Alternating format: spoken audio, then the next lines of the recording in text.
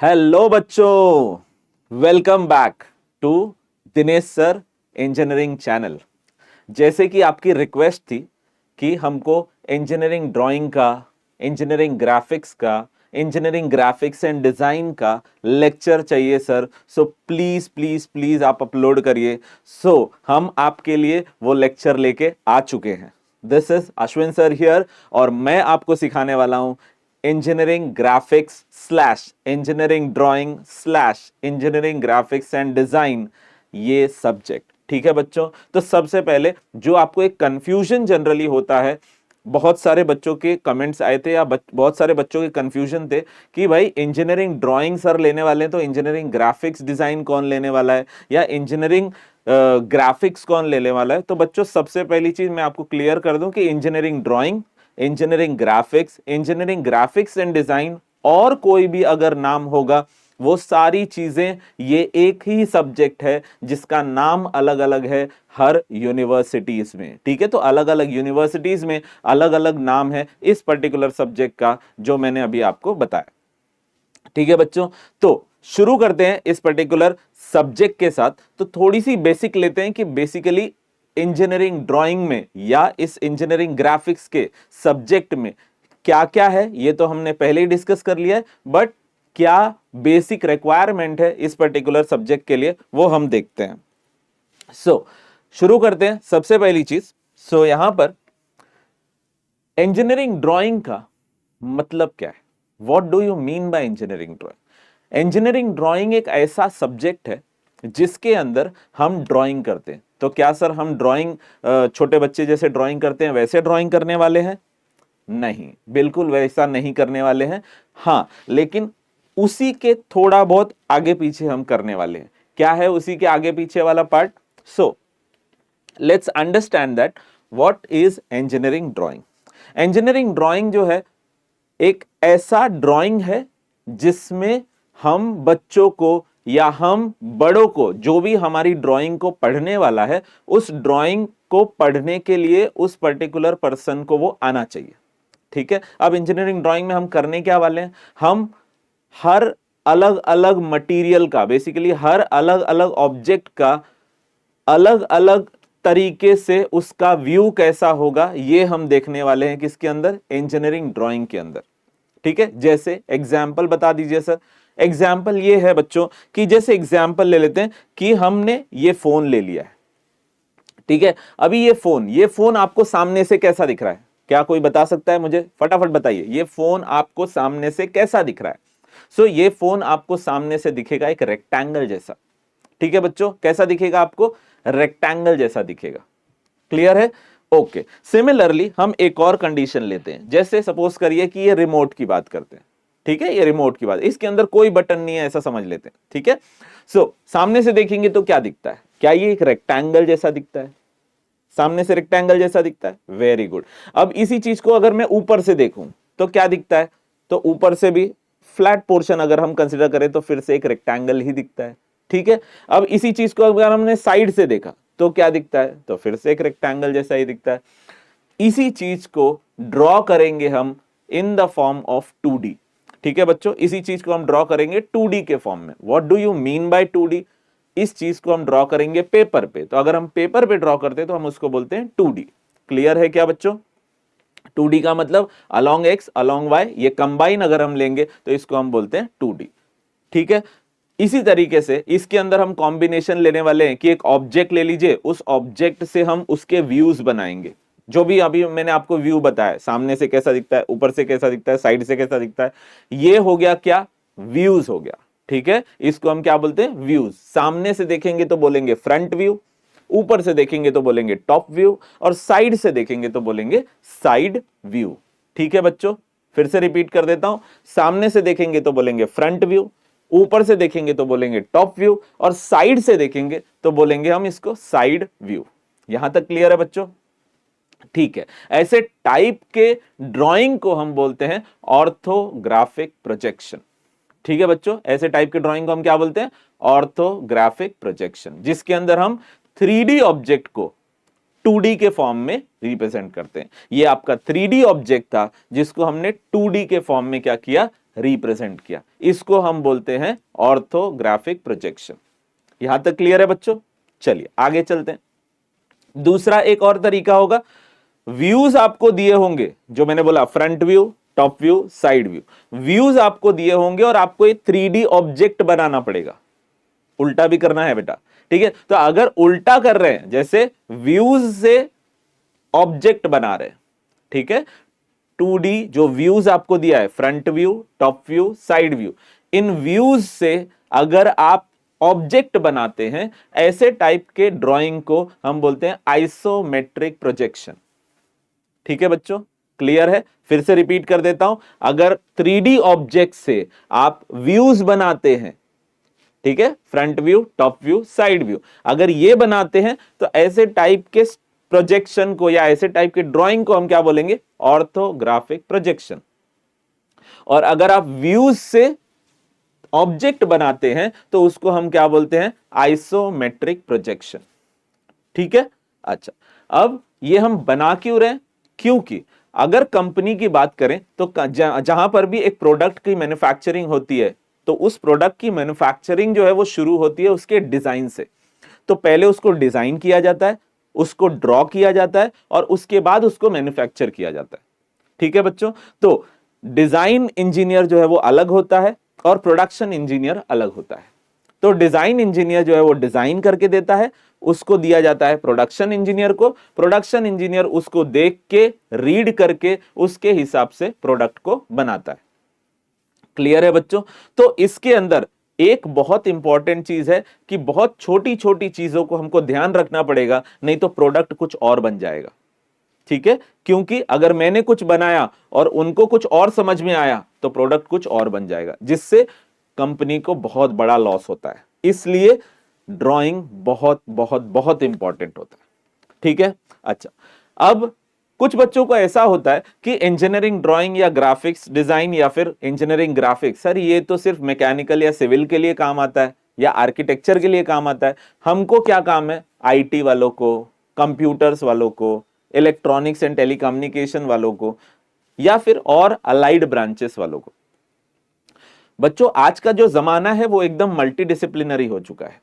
ठीक है, सो मल्टीडिसिप्लिनरी होने के वजह से क्या होता है कि आप एज एन इंजीनियर जहां पर भी आपको लोकेट किया जाता है, वहां पर आपसे एक्सपेक्ट किया जाता है कि आपको बेसिक चीजें पता होंगी, इररिस्पेक्टिव ऑफ वो मैकेनिकल के हैं, सॉफ्ट ब्रांचेस के हैं या फिर इलेक्ट्रिकल के हैं।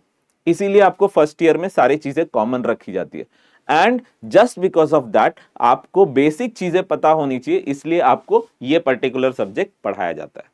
ठीक है बच्चों, ओके, इसी के साथ हम आगे चलते हैं। What is the next? Why need to study engineering drawing? Yes, मैंने वही चीज आपको बताई, इंजीनियरिंग ड्राइंग हमको क्यों पढ़नी है? क्योंकि हमको इसका बेसिक नॉलेज लेना है। हम ये नहीं बोल सकते कि अभी हमको एबीसीडी तो कहीं यूज नहीं होती, तो एबीसीडी हम क्यों पढ़े? तो एबीसीडी हम इसलिए पढ़ते हैं बिकॉज हमको कोई भी अगर ये वर्ड बनाना है, ठीक है, कोई भी अगर सेंटेंस बनाना है, वर्ड बनाना है, तो उसके लिए एबीसीडी जरूरत है। सिमिलरली हम कोई भी चीजें जब हम कंपनी में काम करते हैं या जब हम एक एंटरप्रेन्योर होते हैं, तो हमको बहुत सारी चीजें हमारे सामने आती हैं। उस फ्लो में कहीं पर अगर आपको इंजीनियरिंग ड्राइंग की यूज आती है तो आप वहां से पीछे ना हटें, इसलिए आपको इंजीनियरिंग ग्राफिक्स या इंजीनियरिंग ड्राइंग पढ़ाया जाता है बच्चों। ठीक है, चलते हैं आगे। टाइम कंज्यूमिंग बहुत इंपॉर्टेंट पार्ट है, टाइम कंज्यूमिंग पेपर है ये। कैसे? अब एग्जाम्पल ले लेते हैं कि जैसे अगर 60 मार्क्स का पेपर है, ठीक है, 60 मार्क्स का पेपर है और सभी सब्जेक्ट को 60 मार्क्स का पेपर है, 2 घंटे मिलते हैं, तो 60 मार्क्स का पेपर अगर इंजीनियरिंग ग्राफिक्स एंड डिजाइन या इंजीनियरिंग ग्राफिक्स या इंजीनियरिंग ड्राइंग सब्जेक्ट होगा तो उसको 3 घंटा मिलेगा। ठीक है, 3 घंटा मिलेगा। सिमिलरली बहुत सारी जगह पे सपोज करिए कि अगर ये सब्जेक्ट जो है वो 70 मार्क्स का है, 75 मार्क्स का है, तो अकॉर्डिंगली सारे सब्जेक्ट के कंपैरेटिवली इस पर्टिकुलर पेपर को ज्यादा समय दिया जाता है। ठीक है, आपको ड्रॉ करने में भी ज्यादा समय लगता है और ज्यादा समय दिया भी जाता है एग्जाम में। ठीक है, तो ऑलरेडी अगर आप अपने सिलेबस को देखेंगे तो वहां पर सबके कंपैरिजन में इंजीनियरिंग ग्राफिक्स को या इंजीनियरिंग ड्राइंग को या इंजीनियरिंग ग्राफिक्स एंड डिजाइन को ज्यादा समय दिया जाता है। ठीक है बच्चों, क्यों? क्योंकि टाइम लगता है ड्रॉ करने के लिए। ओके, आगे चलते हैं। General mistakes. यहां पर बच्चे जनरली क्या करते हैं कि उनको लगता है ये तो छोटी सी बात है। जैसे एग्जांपल, हम एक लाइन ड्रॉ कर रहे हैं, ठीक है, वो लाइन जो हम ड्रॉ कर रहे हैं वो लाइन क्या डिसाइड कर रही है? क्या वो एक विजिबल लाइन है, क्या वो एक डार्क लाइन है, क्या वो लाइट लाइन है, क्या वो एक हिडन लाइन है, क्या वो एक सेंटर लाइन है? तो डिफरेंट टाइप्स ऑफ लाइंस हम यहां पर देखेंगे। लेकिन बच्चे क्या करते हैं, ठीक है लाइन बना देते हैं। तो अगर आप ऐसे लाइन बनाएंगे तो जैसे मैंने अभी आपको एग्जाम्पल बताया कि डिजाइन इंजीनियर ने कुछ भी बना दिया लेकिन प्रोडक्शन इंजीनियर को समझ में नहीं आया तो प्रोडक्ट कुछ और बन जाएगा। तो यहां पर एक छोटा सा मिस्टेक एक प्रोडक्ट को अलग स्ट्रक्चर दे सकता है। And that is why general mistakes को अवॉइड करना है बच्चों। क्लियर है? सिमिलरली जैसे सपोज करिए कि हम एक जगह पे सर्कल बना रहे हैं, लेकिन सर्कल बनाना ही नहीं है, हमको बनाना है क्वार्टर सर्कल, ठीक है, या हमको बनाना है जो है वो सेमी सर्कल। आपने उसमें एक भी चीजें गलत कर दी तो सर्कल की जगह पे सेमी सर्कल बन जाएगा या सेमी सर्कल की जगह पे क्वार्टर सर्कल बन जाएगा। Got it? सिमिलरली अगर हमको एक रेक्टेंगुलर होल बनाना है, लेट्स टेक एग्जांपल, ये छोटी छोटी एग्जांपल मिस्टेक जो बच्चे करते हैं। हमको एक रेक्टेंगुलर होल बनाना है, लेकिन आपने क्या किया, वो रेक्टेंगुलर होल में उसके कॉर्नर्स जो है, रेक्टेंगल के जो कॉर्नर्स होते हैं जिसको वर्टेक्स बोला जाता है, उसको थोड़ा कर्व बना दिया। ठीक है, आपने कर्व बना दिया, गलती से बना दिया, लेकिन प्रोडक्शन इंजीनियर को क्या लगेगा कि उधर कर्व बनाना है, और कर्व जैसे ही वो बना देगा तो प्रोडक्ट का पूरा स्ट्रक्चर अलग तरीके का हो जाएगा। उसी चीज को अवॉइड करने के लिए जनरल मिस्टेक्स को अवॉइड किया जाता है।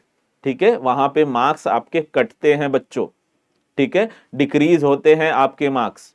सो प्लीज छोटी छोटी मिस्टेक्स अवॉइड करिए। यहां पर मैं आपको बताऊंगा कि कौन कौन सी चीजें कहां पर क्या मिस्टेक्स होती है, वो अवॉइड करिए, उसको बहुत ध्यान से नोट करके रखिएगा, सो दैट कि नेक्स्ट टाइम जब भी हम कोई भी ड्राइंग करें तो उसको आप रिपीट ना करें। ठीक है, हर ड्राइंग में जो है वो हम उस बारे में डिस्कस करेंगे कि इस पर्टिकुलर ड्राइंग में क्या क्या मिस्टेक्स हो सकती है, उसको आपको अवॉइड करनी है, और फिर उसके बाद आप देखेंगे कि आप एक अच्छे मार्क्स ला सकते हैं। एंड बिलीव मी बच्चों, इस पर्टिकुलर सब्जेक्ट में भी फुल मार्क्स आते हैं। ठीक है, बहुत सारे बच्चों को रहता है कि हमारी ड्राइंग तो बहुत खराब है, ठीक है, हमको ड्राइंग तो बिल्कुल करने नहीं आता। बिल्कुल टेंशन नहीं लेना है, हमको ड्राइंग स्केल से करना है, फ्री हैंड नहीं करना, स्केल से करना है। तो स्केल से करने में कोई ड्राइंग का ड्राइंग ही नहीं है। स्केल रखो, लाइन ड्रॉ कर दो, स्केल रखो, लाइन ड्रॉ कर दो, सर्कल, प्रो सर्कल रखो, सर्कल बना लो, राउंडर ले लो, गोल घुमा लो। तो इसमें ड्राइंग में कोई टेंशन नहीं है बच्चों, बिल्कुल टेंशन नहीं लेना है। लेकिन छोटे छोटे जो रूल्स है उस रूल्स को आपको ध्यान रखना है। और एक बात, प्रैक्टिस बहुत बहुत बहुत करनी है। क्यों? क्योंकि यहां पर अगर आपने प्रैक्टिस नहीं की बच्चों, तो एक बहुत इंपॉर्टेंट है कि अगर किसी ने एग्जाम टाइम पे आपको अपना पेपर भी दे दिया तो भी आप सॉल्व नहीं कर पाएंगे। क्योंकि ये एक ऐसा सब्जेक्ट है जहां पर अगर आपको समझ में नहीं आया तो आप कॉपी भी नहीं कर सकते। ठीक है, सो बहुत ध्यान से समझना है और समझ के सॉल्व करना है। ठीक है, किसी के पेपर में झाका झाकी भी नहीं करना है एग्जाम के टाइम पे, क्योंकि हो सकता है जो तुम बना रहे हो वो सही हो और जो वो बना रहा है वो गलत है। ठीक है, सो प्लीज रिक्वेस्ट करते हैं हम आपको कि आप किसी और की ड्राइंग को ना देखें, अपने ड्राइंग पे बिलीव करें और अपने ड्राइंग को सबसे अच्छे से समझ के ड्रॉ करें। ठीक है बच्चों, चलते हैं आगे। अब यहां पर हम आगे देखेंगे कि कौन कौन से इंस्ट्रूमेंट हम यूज करने वाले हैं इस पर्टिकुलर ड्राइंग के लिए।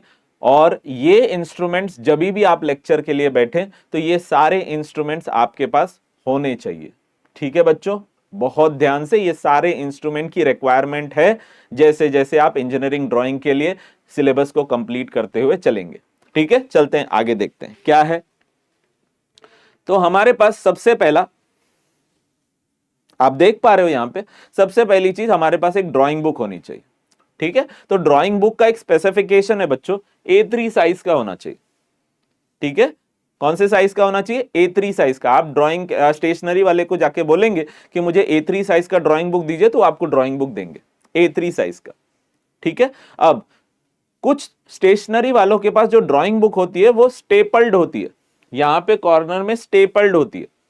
स्टेपल वाली नहीं लेनी है, आप स्पाइरल वाली लीजिए। स्पाइरल वाली लेने से क्या फायदा होगा? ताकि आपका पेज जो है वो प्रॉपरली सेटल्ड रहेगा। स्टेपल वाली रहेंगे तो पेज ऊपर उठा हुआ रहता है, तो उसमें ड्राइंग करने में तकलीफ जाती है, ठीक है। सो आप क्या करेंगे? स्पाइरल वाला ले लेंगे। स्पाइरल वाले में क्या होगा कि आप इजीली ड्रॉ कर पाएंगे, पेज सेटल्ड रहेगा। क्लियर है बच्चों? A3 साइज स्पाइरल वाली drawing book. Is it clear? Thick वाली लेना तो आप प्रैक्टिस ज्यादा कर पाएंगे, ठीक है। आगे पीछे पेज यूज किया जा सकता है, डोंट वरी, एक साइड पे ही यूज करने की जरूरत है, ऐसा कंपलसरी नहीं है, ठीक है। चलिए आगे चलते हैं। नेक्स्ट है आपका राउंडर। राउंडर जिससे हम सर्कल बनाते हैं बच्चों। तो ये राउंडर ध्यान रखना कि प्लास्टिक वाला लेना, स्टील वाला मत लेना, बिकॉज उसमें रस्ट आ जाता है, और वो रस्ट जो है वो जब आप ड्रॉ करेंगे तब आपकी ड्रॉइंग शीट पे वो उसके मार्क्स दिखेंगे, ठीक है। सो ड्रॉइंग शीट पे मार्क्स ना दिखे, ड्रॉइंग शीट डर्टी ना हो, इसलिए हमको क्या करनी है? प्लास्टिक वाला राउंडर लेना है, ठीक है बच्चों। ये प्लास्टिक वाले राउंडर में एकदम एज पे यहां पर देखेंगे तो यहां पे लेड लगी हुई है, ठीक है, लेड लगी हुई है यहां पे। तो लेड लगी होगी तो इजीली आपका ड्राइंग भी थोड़ा अच्छा बनेगा, ठीक है। आगे चलते। ये जो चीज है बच्चा, इसका नाम है सेट स्क्वायर। क्या बोलते हैं इसको? Set square. सेट स्क्वायर में दो ये ट्राइंगल आते हैं। एक ट्राइंगल होता है 45 45 90, ठीक है, और एक होता है 30 60 90, ठीक है बच्चों। एक होता है 45 45 90 और एक होता है 30 60 90 डिग्री का दो ट्राइंगल होगा। इसको हम क्या बोलते हैं? Set square. क्लियर है बच्चों? क्या बोलते हैं उसको? Set square. तो ये सेट स्क्वायर आपको लेना है। क्लियर है यहां तक? इसमें और बेनिफिट है, देख लो कि ये जो ट्राइंगल है इसके अंदर ऑलरेडी एक प्रोट्रैक्टर दिया हुआ है, डी दिया हुआ है, तो अलग से लेने की जरूरत नहीं है, ठीक है। अलग से डी लेने की जरूरत नहीं। डी का मतलब क्या है? ये प्रोट्रैक्टर, ठीक है। तो ये अलग यहां पे एंगल हम मेजर कर पाएंगे इजीली, तो यही यूज कर सकते हैं। और ये जो अंदर बेटा दिया हुआ है ना, ये सब, ये जो अंदर दिख रहा है, इसको बोला जाता है फ्रेंच कर्व। क्या बोला जाता है? French curves. क्लियर है सबको? क्या बोला जाता है? French curves. कैसे यूज करते हैं बताऊंगा मैं at the time of drawing, ठीक है। सो बिल्कुल टेंशन नहीं लेना है। इसका नाम क्या है? Set square. 30 60 90 45 45 90, जिसके अंदर ऑलरेडी कौन बैठा हुआ है? प्रोट्रैक्टर बैठा हुआ है और फ्रेंच कर्व बैठा हुआ है। क्लियर? चलते हैं आगे। एक और दिया हुआ है यहां पर, आप देख पाएंगे, इसको बोलते हैं हम रोलर स्केल, ठीक है बच्चों। ये क्या है? Roller scale. ध्यान देना, रोलर स्केल आप 30 सेंटीमीटर वाला लेना। दो आते हैं, एक होता है 15 सेंटीमीटर का और एक होता है 30 सेंटीमीटर का। तो आप 30 सेंटीमीटर वाला लेना, ठीक है। बड़ा रहेगा तो you can make a bigger line, ठीक है। कितने वाला लेंगे? 30 सेंटीमीटर वाला लेंगे। और क्या लेने वाले हो आप? रोलर स्केल, ठीक है। Roller scale. आई होप आपको दिख रहा है, तो आप इसका फोटो भी ले सकते हैं या स्क्रीनशॉट भी कर सकते हैं, सो दैट कि आप यूज कर पाए, ठीक। आगे चलते हैं। ये आ गया नेक्स्ट पार्ट। ये जो पोर्शन है बच्चा, इसको हम बोलते हैं drawing board clips. Drawing board clips क्या होती है? तो जो हम ड्राइंग बुक या ड्राइंग शीट टेबल पे लगाने वाले हैं, उसको होल्ड करने के लिए क्लिप्स लगती है। ये वो क्लिप्स है, ठीक है। ध्यान देना फिर से, इसके अंदर दो टाइप आता है, एक प्लास्टिक का और एक स्टील का। आपको कौन सी लेनी है? प्लास्टिक वाली। स्टील वाली नहीं लेनी है, रस्ट की वजह से आपकी शीट खराब हो सकती है। सो शीट के लिए प्लास्टिक वाला लेना है। क्या लेना है? Drawing clips. समझ में आ रहा है क्या? Drawing clips.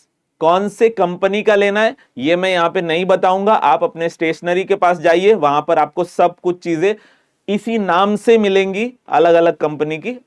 That is not the concern.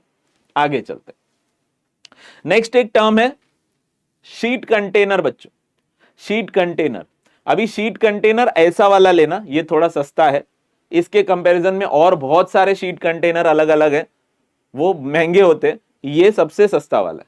ठीक है, शीट कंटेनर क्या होता है? शीट कंटेनर एक्चुअली जब हम ड्राइंग करते हैं कॉलेज में, हम सपोज करो ड्राइंग कर रहे हैं, अब उसको वो शीट हमको घर ले जानी है, तो हम उसको फोल्ड करते हैं, इस बॉक्स में डालते हैं और फिर उसके बाद हम उसको घर लेके जाते हैं। ठीक है, शीट को फोल्ड करके रेक्टेंगल नहीं बनानी, ध्यान देना, शीट को ड्राइंग शीट में फोल्डिंग नहीं करनी है, उसको सिर्फ रोल करना है और इस पर्टिकुलर बॉक्स में डाल के आगे आपको लेके जाना है। ठीक है, इसलिए हमको लगती है शीट कंटेनर। क्लियर है बच्चों? That is a sheet container. आगे चलते हैं, मिनी ड्राफ्टर। अब मिनी ड्राफ्टर एक ऐसा अपैरेटस है बच्चों जिससे हमको बहुत इजी होता है कि रेक्टेंगल राइट एंगल ट्रायंगल बनाने के लिए। ठीक है, इससे बहुत इजी होता है परपेंडिकुलर लाइन बनाने के लिए, इससे बहुत इजी होता है at particular angle straight line बनाने के लिए मिनी ड्राफ्टर यूज होता है। ठीक है, लेकिन ये एक ऑप्शन है। ठीक है, आपको लेना है तो ले सकते हो, नहीं लेना है तो भी चलेगा। ठीक है, इट्स नॉट कंपल्सरी कि मिनी ड्राफ्टर की रिक्वायरमेंट है ही, विदाउट मिनी ड्राफ्टर भी काम हो सकता है। Is it clear everyone? Okay, आगे चलते हैं। Next, mechanical pencil. ठीक है, मैकेनिकल पेंसिल जिसको हम पेन पेंसिल बोलते हैं बच्चों। ठीक है, सो मैकेनिकल पेंसिल लेके रखिएगा। अब कुछ बच्चे जो हैं या कुछ कॉलेजेस में उनको पेंसिल बोल दिया जाता है, जनरली बच्चे क्या करते हैं, वुडन पेंसिल लेके आ जाते हैं। वुडन पेंसिल में प्रोहिबिट करता हूं, बिकॉज वुडन पेंसिल के पास आपके पास मल्टीपल पेंसिल आपको लेनी पड़ेगी। इसका मतलब क्या हो रहा है सर? बताता हूं। मैकेनिकल पेंसिल के जस्ट आगे जो है वो यहां पर देखिए, यहां पर लिखा हुआ है लेड, और लेड है यहां पे दो टाइप के, एक है एच और एक है 2H। तो ये एच और 2H की ही लेड लेके हमको पूरी ड्राइंग बनानी है। एक लाइट होता है, एक उससे थोड़ा सा डार्क होता है। ठीक है, एक लाइट होता है, एक उससे थोड़ा सा डार्क होता है। ठीक है, लेकिन ये आपके नॉर्मल पेंसिल से बहुत ही लाइट होता है। ठीक है, सो नॉर्मल पेंसिल यूज नहीं करनी है। कुछ बच्चे बोलते हैं सर हम एच की ही पेंसिल यूज करते हैं। एच की भी वुडन पेंसिल आप नहीं यूज करिए, बिकॉज अगेन वो आपको वेस्ट हो जाएगी after certain period of time, क्योंकि पूरी पेंसिल यूज नहीं होगी। तो आपको एच और 2H ऐसे दो पेंसिल लेने पड़ेंगे। ठीक है, तो इट इज बेटर आप क्या करिए कि पेन पेंसिल ले लीजिए, pen pencil which is mechanical pencil, और उसी के अंदर लेड डाल के आप आगे की काम यूज करिए। क्लियर है क्या? कोई डाउट है एवरीवन? ग्रेट। एक और चीज जो बच्चे छोड़ देते हैं, what is that? Mechanical pencil जैसे ही लेते हैं उसको ही यूज करने लगते हैं, उसको ही यूज नहीं करना है। क्यों? क्योंकि मैकेनिकल पेंसिल के अंदर जो ऑलरेडी लेड लगी हुई है वो HB की लेड लगी होती है, उसको निकाल देना है। किसकी लेड लगी हुई है? HB की लेड लगी हुई है, उस लेड को निकाल देना है। ठीक है, उस लेड को निकाल देना है और H या 2H डाल के अकॉर्डिंगली आपको ड्रॉ करना है। Is it clear? Mechanical pencil में ऑलरेडी जो लेड लगी हुई है उसको निकाल देना है और H और 2H जो भी लेड रिक्वायरमेंट है एज पर ड्रॉइंग उसको डाल के कंटिन्यू करना है। Clear? Very good. Next, eraser लेना है सर, वो तो लेने ही वाले। वेरी गुड, लेना है, लेकिन दो लेना है। क्यों दो लेना है सर? एक इरेजर जो रेगुलर यूज करनी है और एक इरेजर जो बहुत ही छोटे पोर्शन को इरेज करनी होगी तब हम यूज करेंगे। इसके दो ऑप्शंस है, एक आप बड़ा इरेजर ले लीजिए और उसको बीच में से काट लीजिए, तो एक इरेजर को आप नॉर्मली यूज करिएगा, दूसरे इरेजर को आप बहुत छोटे पोर्शन के लिए यूज करिएगा। ठीक है, वो भी एक ऑप्शन है, बड़ा इरेजर ले लो या छोटे में दो इरेजर ले लो। ठीक है, क्लियर है यहां तक? कोई डाउट है? इसका भी स्क्रीनशॉट ले सकते हो आप, आपको सारी चीजें यहां से पता चल जाएंगी। वेरी गुड, चलते हैं आगे। और क्या क्या चीजें रिक्वायरमेंट है देखते हैं।